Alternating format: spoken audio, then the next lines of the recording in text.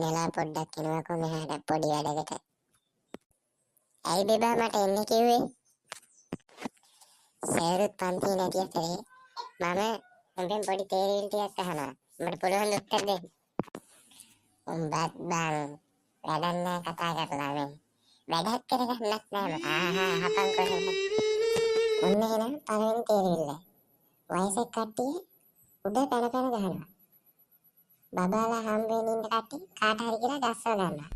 අපි වගේ මිනිස්සු අපි වගේ තරුණ කොල්ලෝ නිකම්ම ගහනවා.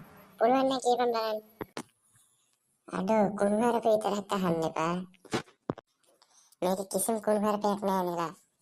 පුළුවන් නම් උත්තරේ දීපන්. අඩෝ දන්නේ නෑ බං. ඔබම කියපන්.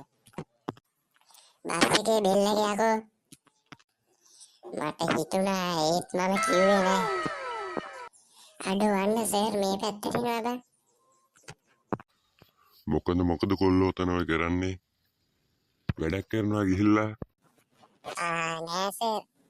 අපි මේ තේරිවිලි වගේකට උත්තර දෙද්දි හිටියේ. මාත් ආසයි තේරිවිලි වලට උත්තර දෙන්න.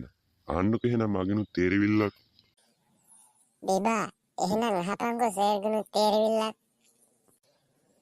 සර් මේ ප්‍රශ්නේ මගෙන් ඇහුවේ අල්ලපු ගෙදර අයියා. මටවත් උත්තරේ දී ගන්න බැරි වුණා. සර්ගෙන් තමයි අහන්නේ. මේක තමයි ප්‍රශ්නේ. ලණුව දිගයි ඊට කැඹුරු.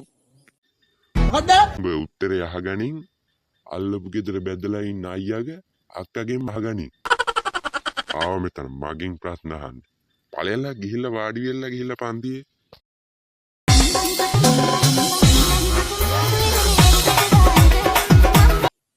බේබා පොඩ්ඩක් එන්නකෝ මෙහාට.